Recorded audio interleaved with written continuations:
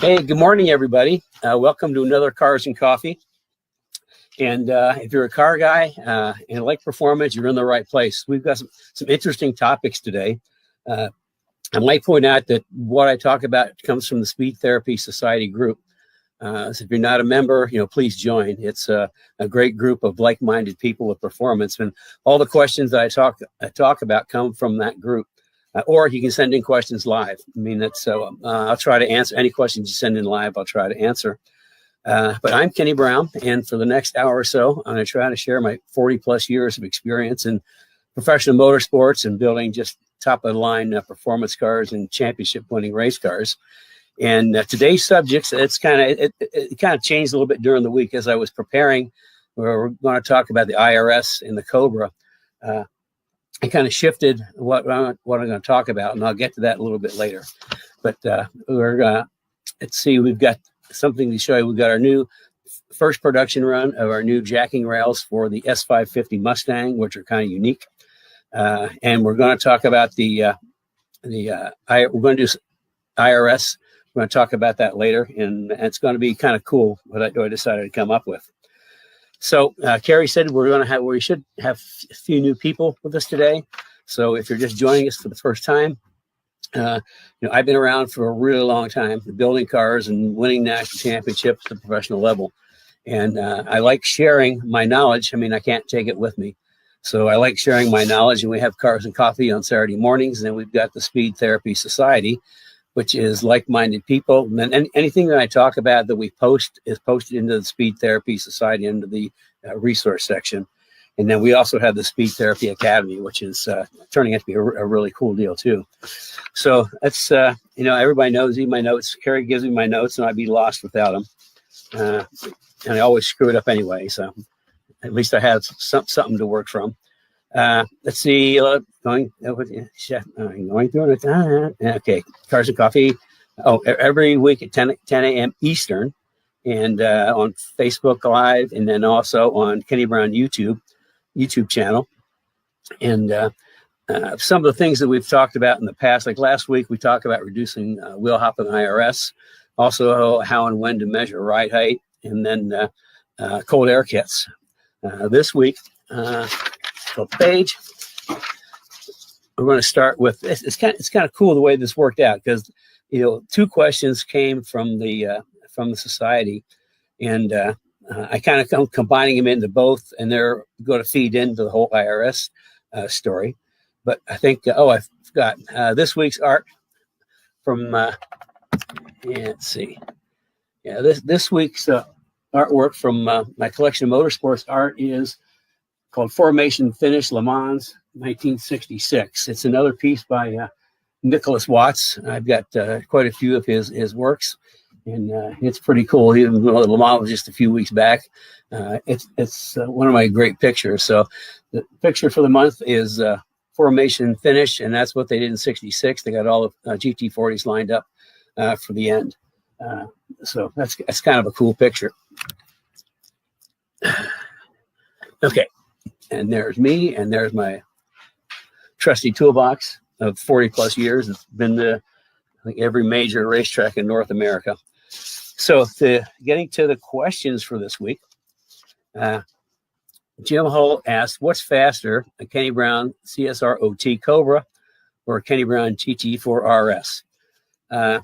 Well, the short answer is the RS, but we're going to get to why. And then Jeff answered a question that kind of feeds right into it. He said, which is heavier, the SN95 Cobra or the S197 Mustang? So I started on a path with that. And I put together kind of a quick chart, and Carrie will share it with us in a minute. But what I did is I went through SN95, 197, and 550s and put the models, the weight, and the power to come up with a power to weight ratio. And I can't testify this is all 100% accurate information. I got it from different sources, but it should be close. The weight and horsepower should be close. And if Carrie, you can pop that up. We'll keep talking. Okay, Carrie says keep talking. She's not ready to pop it up yet. anyway, going down. So first, what was the CSR OT? The CSR OT was a car I built back in 2003 for Jeff Victor Ford in Wakanda, Illinois. So he could run at Audubon. And it was a 2003 Cobra CSR, Cobra, 2003 Cobra supercharged, and we turned it into a CSR OT. And that was going to be the subject, because what I did back then, I wrote a whole great big article on builder's notes on how and why I built the car and everything that went into it and why it worked so well. But as I was putting this together, I thought, that's not the fastest IRS Cobra that it did. The fastest one was Kermie, my 2001 SEMA car. It was brilliantly fast and just amazing to drive. And we'll get to that in a second if Carrie can come up with the sharing. More technical difficulties. Okay, I'll run down the numbers. And on power to weight, what you're looking for, the lower the power to weight, the quicker the car. Because the lower the number, the number is how much weight 1 horsepower has to push. So if it's a low number, the car is going to be quicker. So just going down the SN95s, the 2001 SVT Cobra, weight 3430, 320 horsepower. So it's got a power to weight of about 10.7. Now the CSR OT that we built, that was 3665 pounds and 390 horse, which is a power to weight of 9.4. We also threw in there Cobra R's because we did a lot of Cobra R's, and I saw Joe here this morning. He had one of them. At the end of one season, I can't remember which one it was, but after the last driving event at Putnam, we had 5 Cobra R's, 2000 Cobra R's in our shop, all to be upgraded with all my suspension stuff. And they were just amazing cars when I got done. And like I said, I saw Joe here. He had one of those, and he wished he had it back. So the Cobra R was 3589, 385 horsepower, power to weight 9.3. Now Kermie, you got it? Ta-da!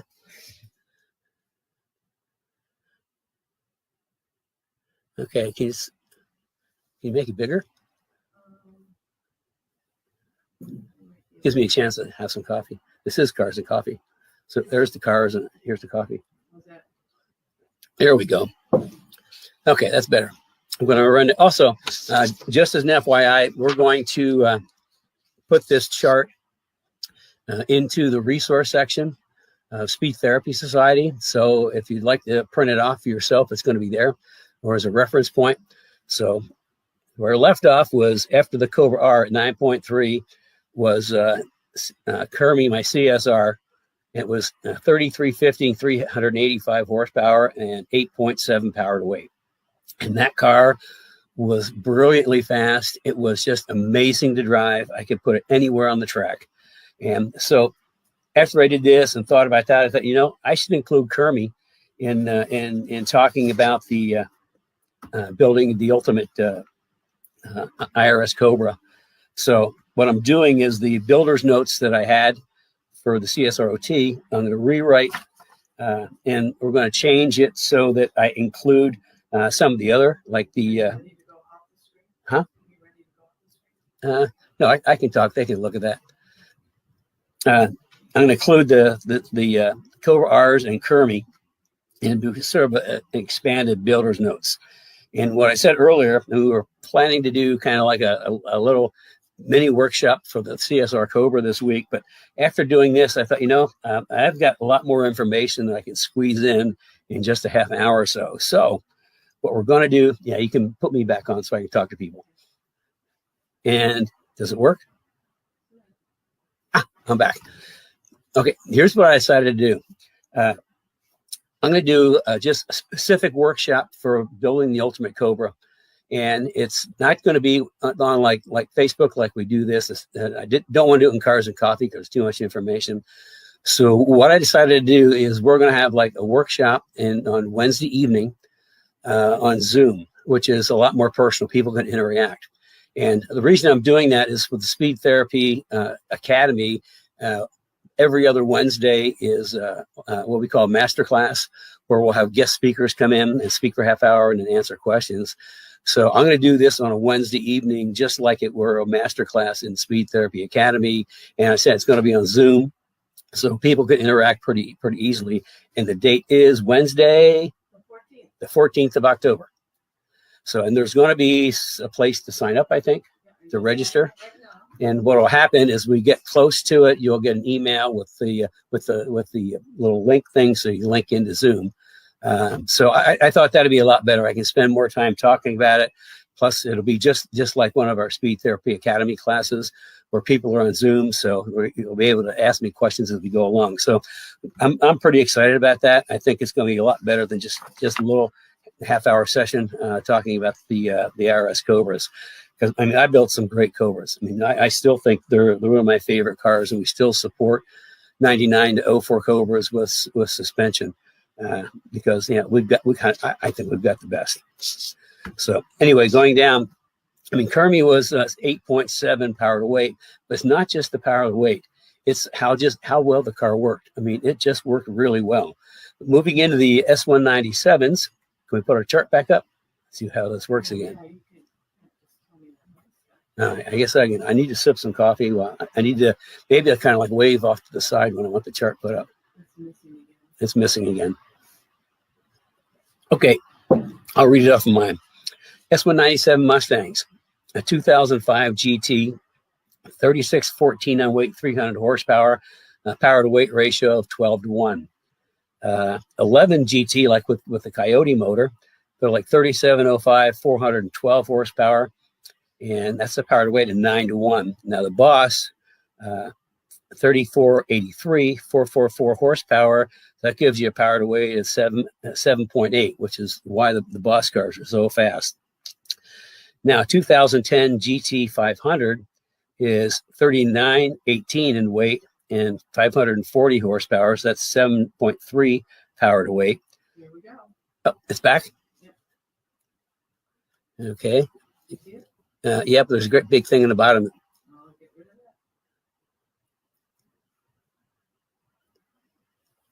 that. Okay. It's just blinking back and forth. Time to sip coffee. Everybody take a sip of coffee. Oh, Carrie. Why don't you just drop it off? I'm trying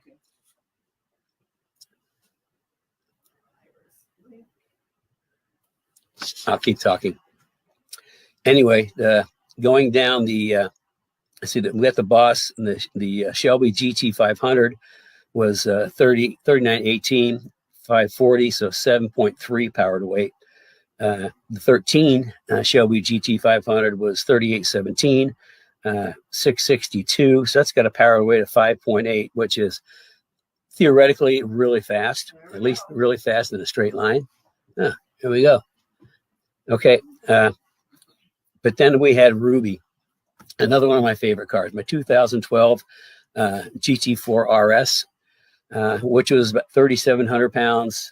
It had a Coyote Boss motor in it, 510 horsepower and 7.3 power to weight.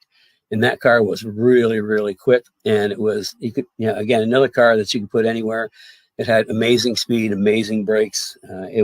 I chased down a lot of really cars that should be much faster than Ruby, but it wasn't a challenge. We had one video at Road America where I was carrying so much speed off of turn 14 for the straightaway. I had to back out of the throttle to keep from running into a Viper. And as soon as I got by, I ran past him and held him off all the way down the straightaway. And I think a lap or two later, I outbroke a GT3 Porsche RS into turn 5. So I mean, that was a really fast car. So the power to weight ratio is only part of the equation. I mean, if power to weight is in a straight line, that's where you're going to see power to weight work, if you can get the power to the ground. So the GT 500 with its 5.8 power to weight ratio theoretically is really fast. However, with Ruby, my car with a 7.3 power to weight ratio, like at tracks like Road America, was much, much quicker. And the reason is with the AGS 0.4 suspension in S197, I mean, I get to the gas so much sooner. I mean, it's the car brakes later and rotates quicker, and I get to the gas sooner. So I'm to the gas by the time I hit the apex. I'm full throttle, so I'm getting a big launch off the corner, and that's what you get. You get the faster you get off the corner, the faster you're going to be in the straightaway. And I would pass GT 500s all the time on the straight between turn 3 and turn 5 at Road America, just because I'm getting the power down. I'm carrying a lot of mid corner speed, a lot of exit speed. And with all the power and torque that they have, well, first of all, they got a lot extra weight in the front, which makes them just a little more sluggish to turn and a little harder to brake compared to like a Ruby. And they have to wait to get to the throttle, because if they put the gas down, they're going to spin the rear tire as well. I'm full throttle before I get off the corner. So power to weight is only part of the equation. I mean, you've got to have the platform underneath to make it all work. 2017 showing up before it wasn't. Okay, so we can move into the 550 cars now. 17 GT, 3,700 pounds, 435 horsepower, 8.5 to 1, which is pretty good. And then a 19 GT with the better motor is with the again 3705 at 460 horsepower was 8 to 1. The Shelby GT 350 at 3750 and 526 is 7 to 1. But then we've got Maryland, the really cool GT4 CSR that I built for a customer down in Arizona, and that ended up being 3,600 pounds. We took some weight off of it, and about 560 horsepower naturally aspirated for power to weight 6.4. But again, that was only part of the equation. I mean, it was an amazing car to drive. I mean, it had everything. We had the big six piston calipers and 15-inch rotors on the rear, and on the front we had the monster. I mean, the monster are mega brakes with the calipers 15 inches tall. GRZ double adjustable remote canisters. We had some aero on it, carbon hood. I mean, the car was just amazing to drive. Also, we had like forged line wheels and 305s on the front and 315s in the back. I mean, the car was just blazingly fast and just a ball to drive. So power to weight is only part of it. It's like you've got to get that power to the ground, and you've got to be able to manage it. So that's why there's, so getting back to the original question, what was quicker, the CSR OT or the GT4 RS?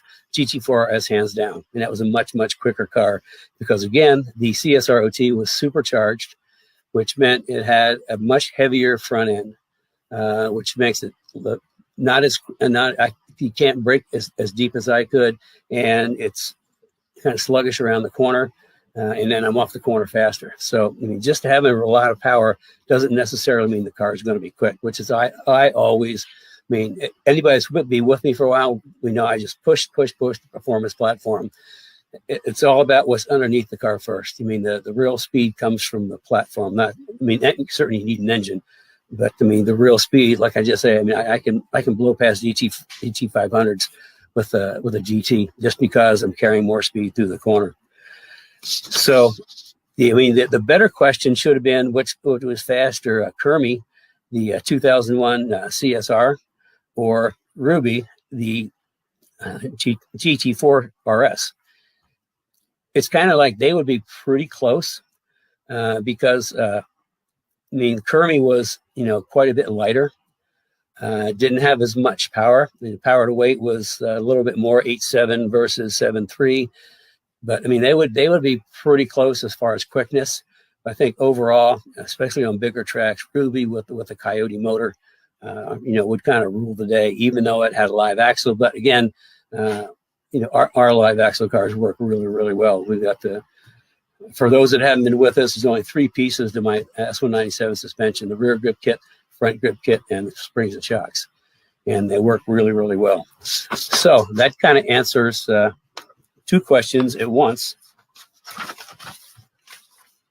And again, this will be on the in Speed Therapy Society in the resources, so that you can, if you want, you can reference it or print it off if you want. Here's another one of my notes, because least he's not waving at me this time. Okay.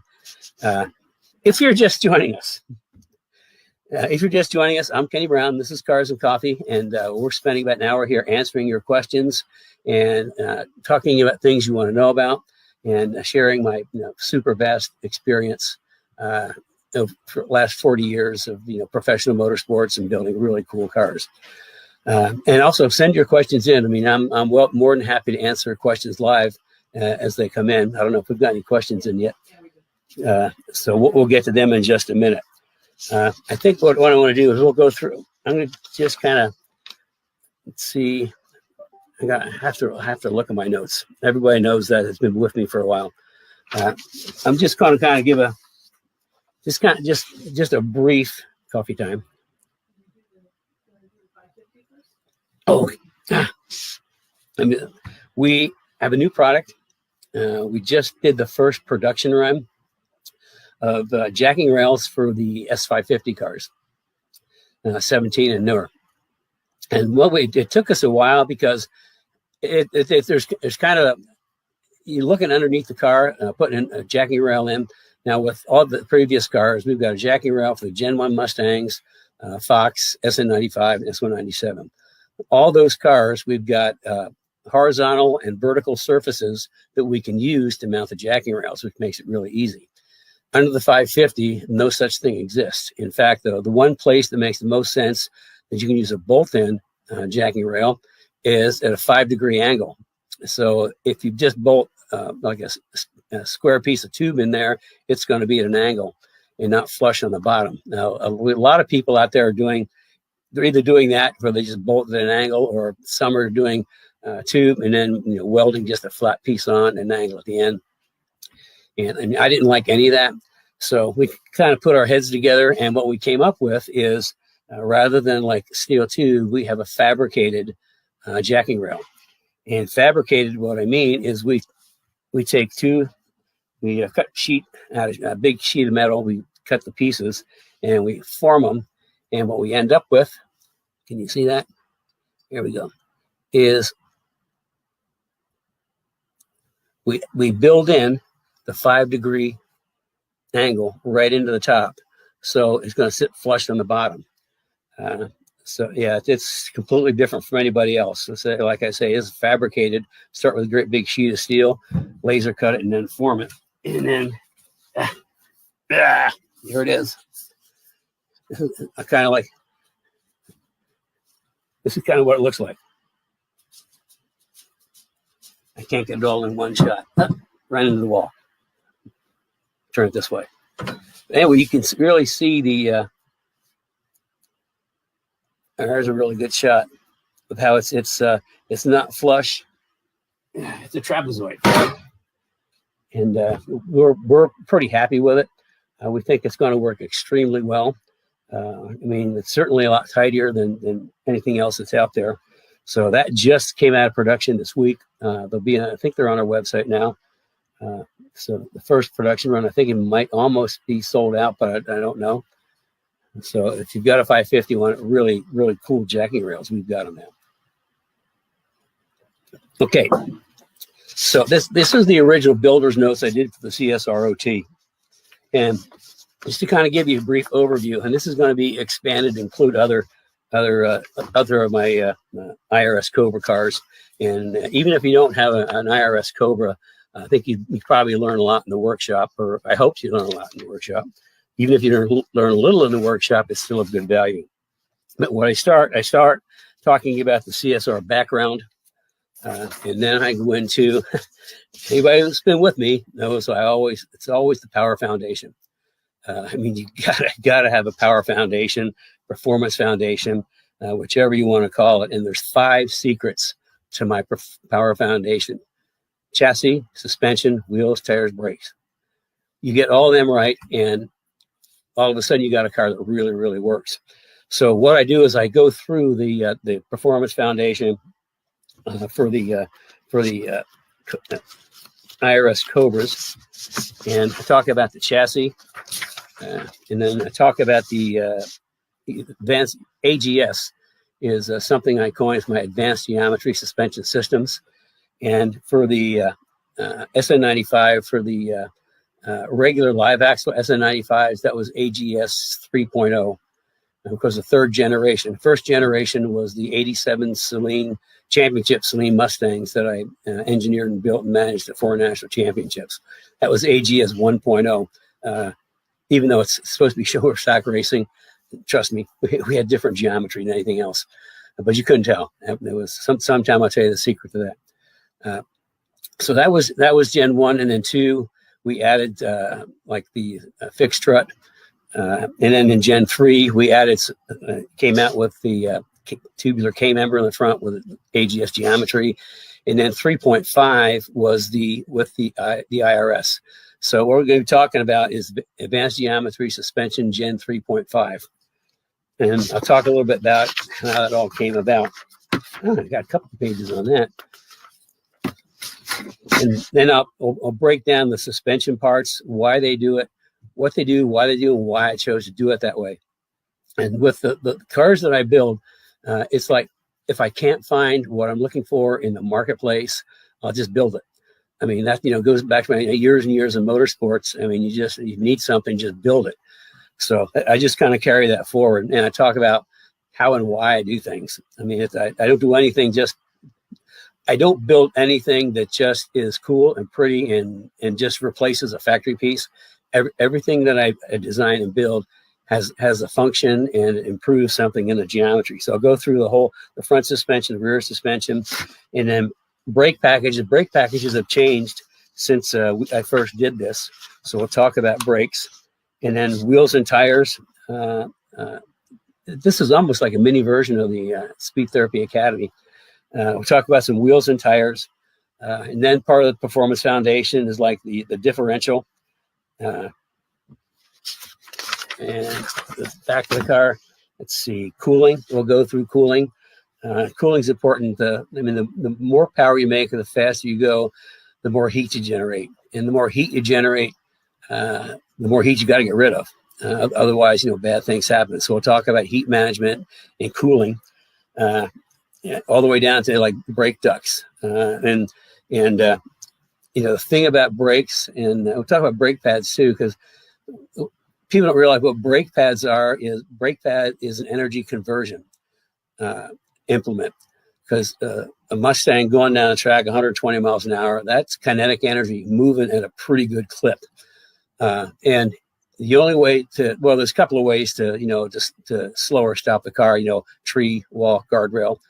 Those aren't really the preferred method. The preferred method is using your brakes. And what your brakes do is they take the kinetic energy of that mass, that 3,800 pound mass running down straightaway, and they convert it to heat energy. And that's why brake pads are so important. You got to be able to get the right pads. So we'll talk about that. We'll talk about cooling.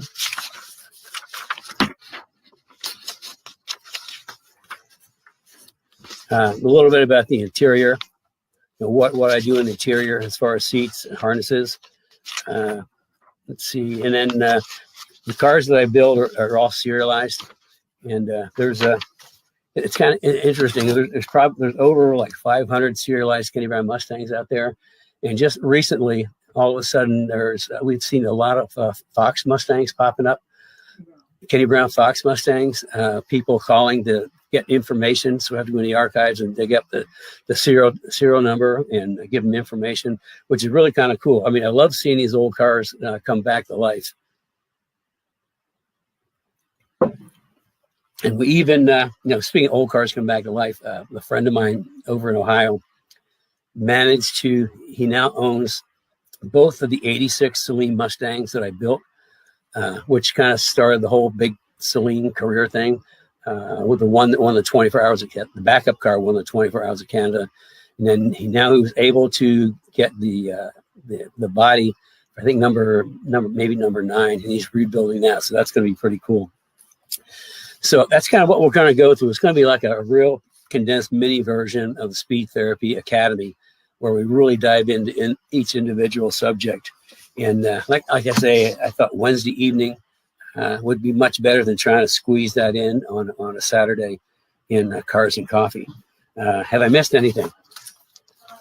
No, it people like what they're hearing if they can hit the like Oh button. yeah, I forgot. I always forget something. Please hit the like button on Facebook. Yeah.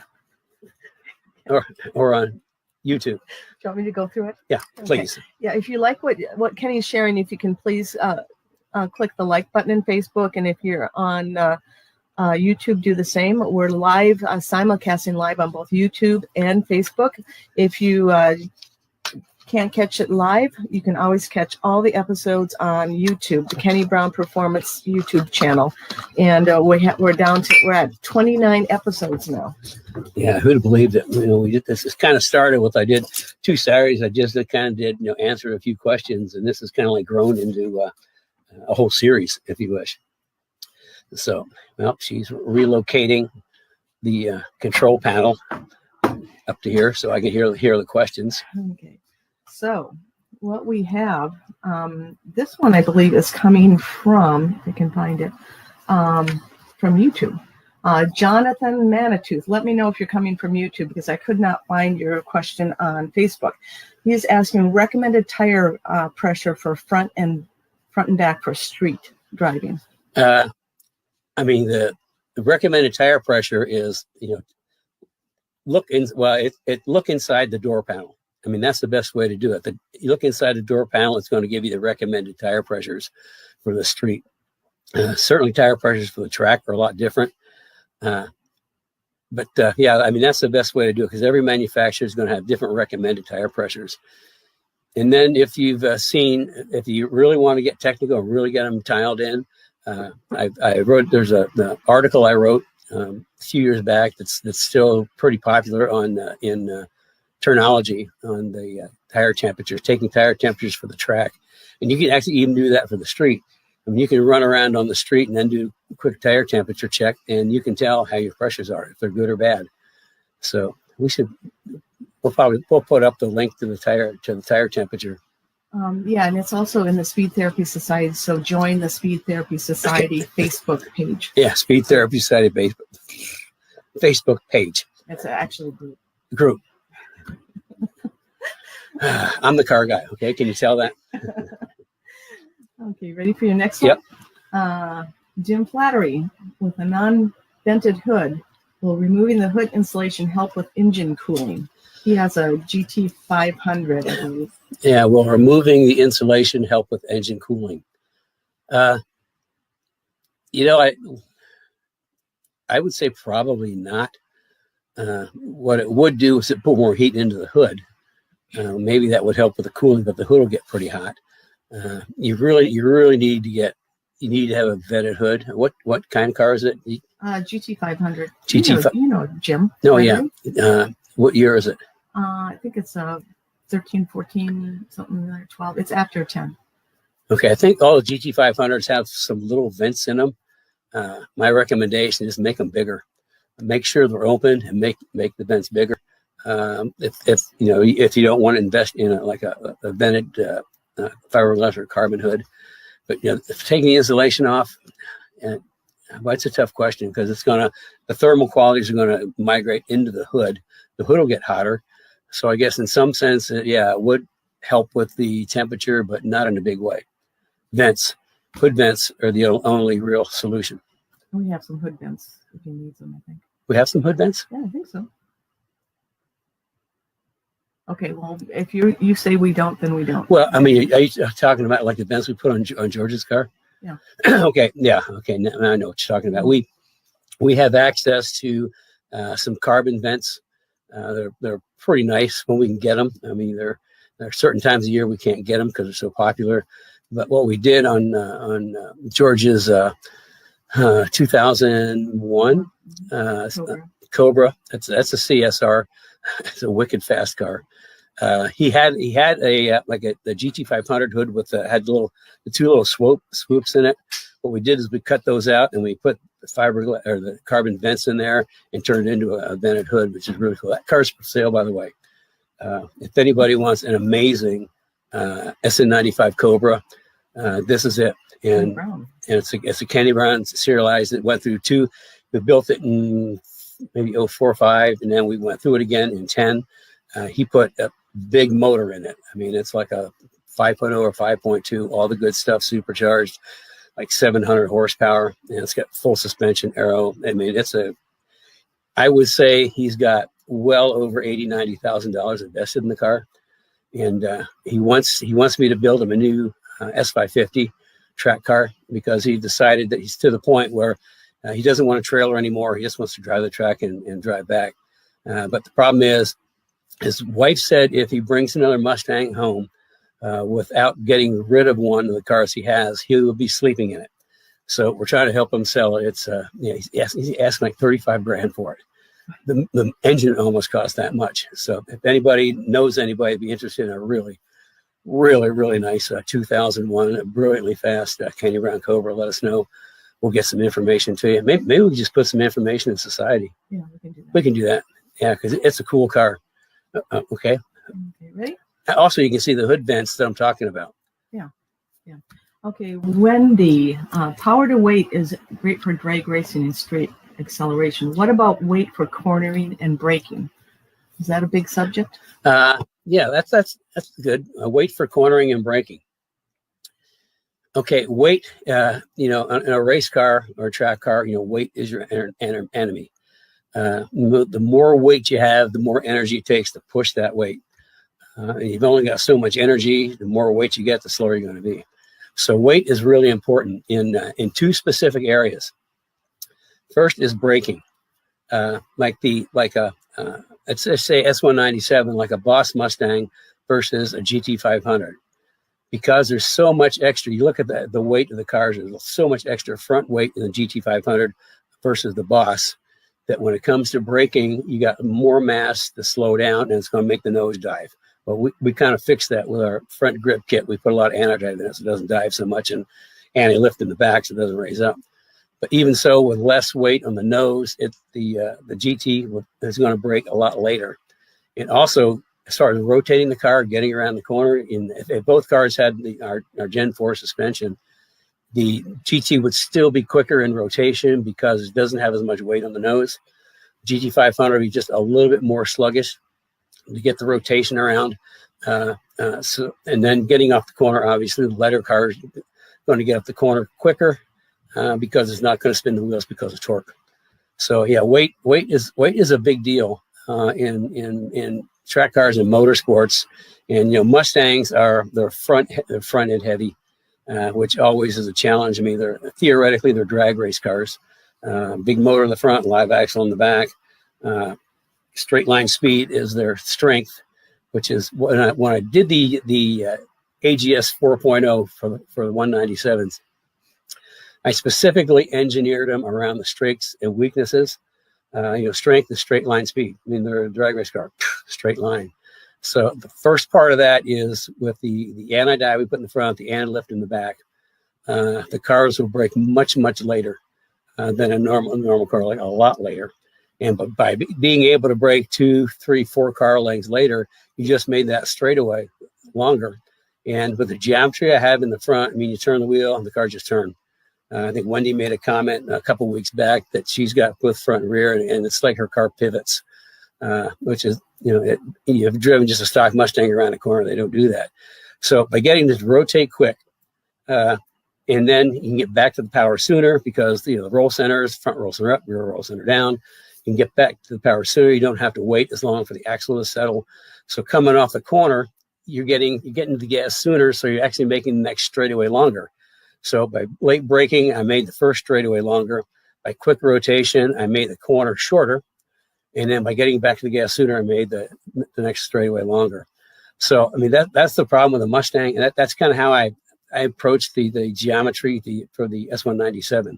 But weight is a big thing. I mean, you take weight off. That's why like carbon hoods are such a good thing on a Mustang. They not only take weight up, they take weight up high. And weight high is, you think about tipping over and taking out weight high is a good thing. So. Okay, we have some more power to weight questions. First of all, Dave Robinson shared that he has his 2014 V6, 3,500 pounds, 307 horsepower. It comes out to 11.4. Is that correct? I don't have my calculator. Okay. But yeah, you just divide the horsepower into the weight. Yeah, that's not too bad. And Chris Melitu has a couple of questions. His is, are you calculating the rear horsepower or engine horsepower? That's a good question. So it's engine horsepower. Okay. And just a note for Chris, the patent has been filed. We're in production. And we're starting to do the first production run. So Chris will know what that means, and you'll all know what it means in a couple of weeks. And then Chris also has a question. So he's calculating his horsepower. And so I think you should explain how to calculate the power to weight ratio. He says, my Shelby's 3,800 with 763. Would that be 5 then?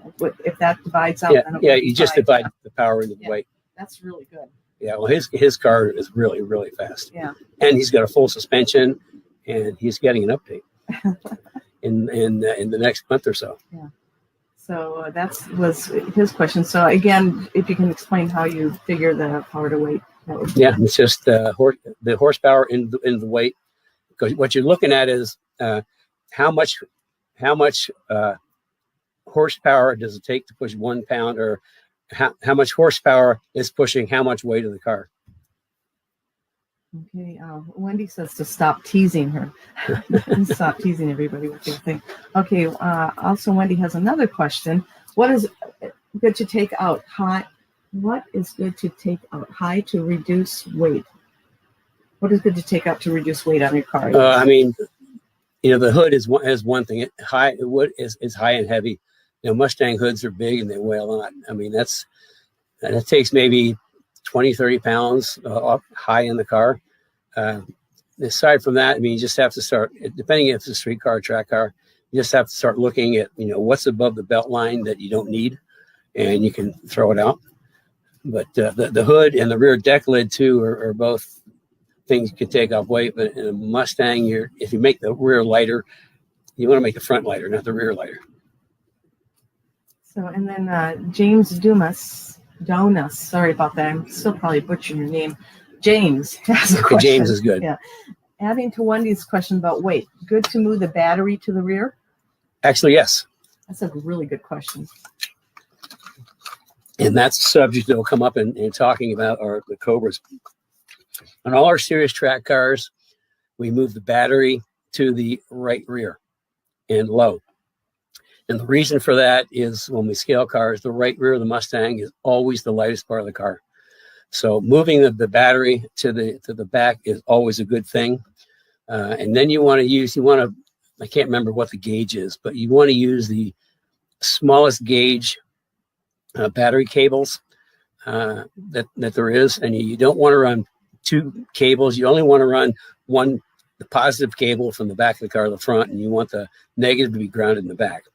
And the reason for that is the cable weighs a lot. And I can't remember what the gauges is, but a couple of different sizes. And you don't need a super big one because that's extra weight. So, okay, if anybody has any other questions, feel free to add them. And let's see, we have. He also has is a Tiger Racing hood carbon or fiberglass? Okay, the Tiger hoods. That's kind of story behind those. The Tiger hoods were actually developed by my late son, Paul. He developed it on the SN95 cars, and he carried it over to the S197s. And the story behind that is that Ford Racing was testing, I think it was a Groton, a prototype for the Boss S, the 302 Boss S. And Paul showed up with one of his hoods, and they did just a back-to-back test. All they did in the car is they just put the hood on, the vented hood. It was carbon, and the car picked up. It was big. It was like 1 or 2 seconds lap time. And the reason for that, vented hoods do 2 really important things. First of all, they let that heat out the top. If you don't have a vented hood, you get all that heat in the engine compartment, and it's going to go down and out. Because you got it coming through the radiator into the engine compartment. It's hot. It goes down and out. Part of the problem with that is as it goes down, you're actually building pressure under the nose of the car. Now, when you have a vented hood, a lot of that goes goes out the top, which means if it's going out the top, you're reducing pressure on the nose and just makes the car turn better. I mean, you have much better front grip.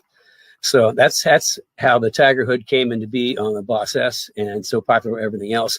Also, he was very instrumental in the development of the G-Stream wing that I think is out of production now. But that was a great product. So I got lost. What was the original question? We were talking about the Tiger. Is it carbon or fiberglass? Okay, they had both carbon and fiberglass.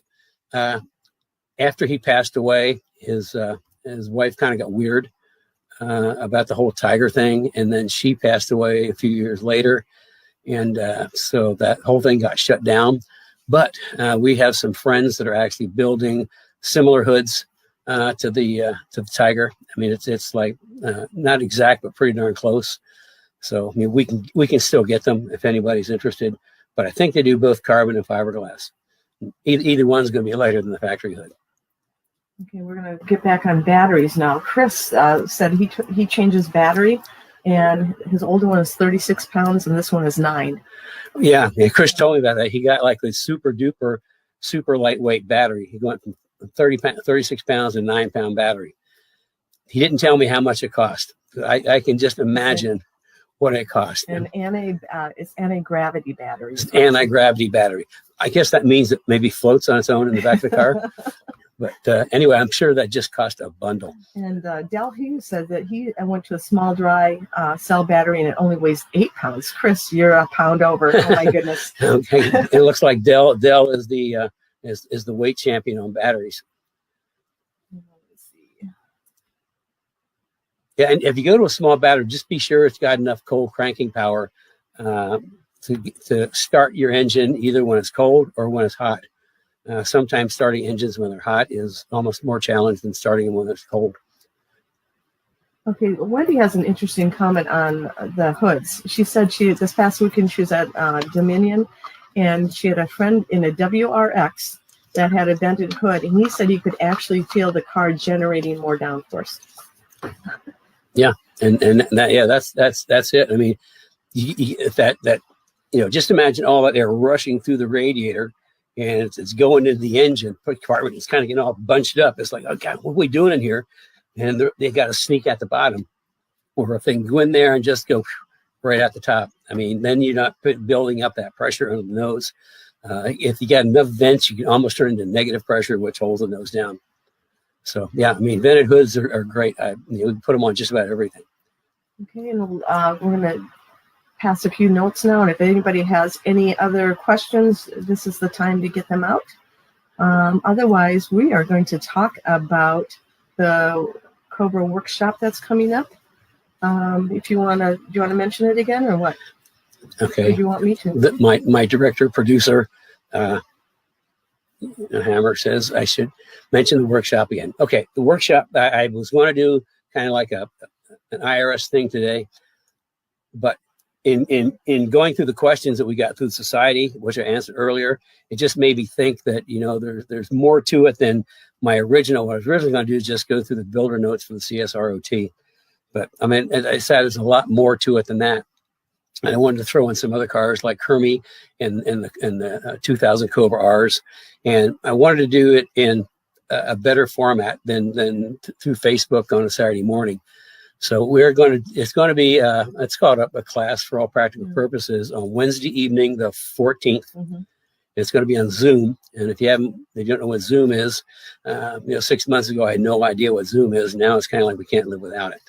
So it's going to be on Zoom. So it's going to be more personal. Everybody's going to be involved. So you have to register, and I just put the registration link up. It's also going to be on our website. And if you're a newsletter subscriber, you'll get a newsletter newsletter on it, and of course we'll probably put it out on Facebook and in the Speed Therapy Society. So wherever you go, you'll see it. If you're a Cobra owner, and what happens is you will get an email with a link, a Zoom link that you just kind of click on, and boom, you're in the what they call it, Zoom. It's just a Zoom meeting. Zoom meeting. Zoom room. Zoom room. Yeah. I like that. Yeah. You're in the Zoom room. Yeah. And yeah, I'm going to do a little more. So like I say, it's this Wednesday night is usually where we have master class for every other Wednesday. We have master class in the Speed Therapy Academy. And the next week we're not having a master class. So I guess I'm doing sort of a master class for everybody on the IRS Cobras. And then and then also Fox Mustangs with IRS in the back. Yeah. And after he does the Cobra class, we're going to be scheduling an S197 class and an S550 class. So it'll probably be maybe one a month, one every 6 weeks. So if you don't own a Cobra and you have an S197 or a S550, stay tuned. Yeah. And in essence, I'm going to go through, just turn the light off. Okay, go ahead. Clumsy feet. What was I talking about? I don't remember, but we're dragging on too long on this. So anyway, so join us. I know what I was talking about. And what I'm doing is I go through the cars, the strengths, the weaknesses, and just how I build a great car. And I'm sure other people have a different philosophy. My philosophy I've developed over a lot of years of doing this. And I explain the hows and whys, and what the end result is. I want a great handling car, because to me, a car has to really drive. It has to really drive and really feel well. There's nothing that's better, puts a bigger smile on my face than a car that really handles well on track. You can brakes hard, and going around the corner, you really feel the car digging in, feel the G's in your butt. I just love that. So, that's why it's kind of like I build all the cars I build for myself, because I love to drive cars. And I explain the whole philosophy and the ins and outs, why I do things. So that, if you like my philosophy, you can follow along and build your own really cool, killer car. And I think that is it. Oh, Brian West said, do you have Academy people have to register? Yes, Brian, the link is different than the Academy Zoom link. So yes, you would have to register. Yeah. The Academy is a 12-week course, and we're in week 8 now. Yeah. And I think it's turning out. I did a workshop earlier that was really popular, transforming your driving experience. And from that, we developed the Speed Therapy Academy, which is a 12-week course. It's a paid course, but I take every subject and we really drill down. Again, it's Zoom, so people are participating. It's just like we're in a classroom. So Carrie is talking about maybe doing another Transforming Your Driving Experience workshop in November. November. And then doing another academy starting after the first of the year. So we'll keep you tuned. It's people in the Academy just are really enjoying it. You're giving a lot of valuable information. So anyway, I think you can do your little spiel. If you guys can give us some likes, that would be helpful. Yeah, the thumbs up. The thumbs up, and for people that are new, we had kind of a problem with Facebook. There's supposed to be little wrenches that float up along with the thumbs up, but it seems like they got hot and melted, and they look like a heart. So they're really not a heart. They're kind of like a heart-shaped wrench. So be sure to send up some wrenches for us too. We'll see. Oh, there they come. Do you see them? Oh, no, I can't see them. Oh, okay. Way to go. Okay, cool. So, okay, we're actually going to wrap up on time. Yeah. For a change. I have no idea what we're going to talk about next week. Do you have any ideas? If you have any ideas, what would you like to talk about? Speed therapy, society. Send in your questions. Tell me what you want to learn about, because again, what I talk about, what you guys want to know about. So as of right now, I have no subject for next week. Send me some ideas, and we'll work that in. And that's it. It's turning into a chilly time of the year here in Indianapolis. Go ahead. Anyway, I don't know where you guys are, but I think summer's over. So it's time to start thinking about what we're going to do over the winter. We got a number of cars coming in. We're going to really do some cool updates on. Chris Meltu is one of them. And then Cliff, I don't know if he's here today. Cliff's car's coming in. So we've got some probably in the next month, we're going to have an announcement. I mentioned that I told Chris that the patent's been filed, and he knows what that's all about. But you guys will know in a few weeks when we get a little start into production. So with that, have a good weekend, everybody, and we'll see you next week. And remember to keep the sunny. Okay, back up. Okay, remember to keep the shiny side up. There, got it out. So have a good weekend. We'll see you all next week.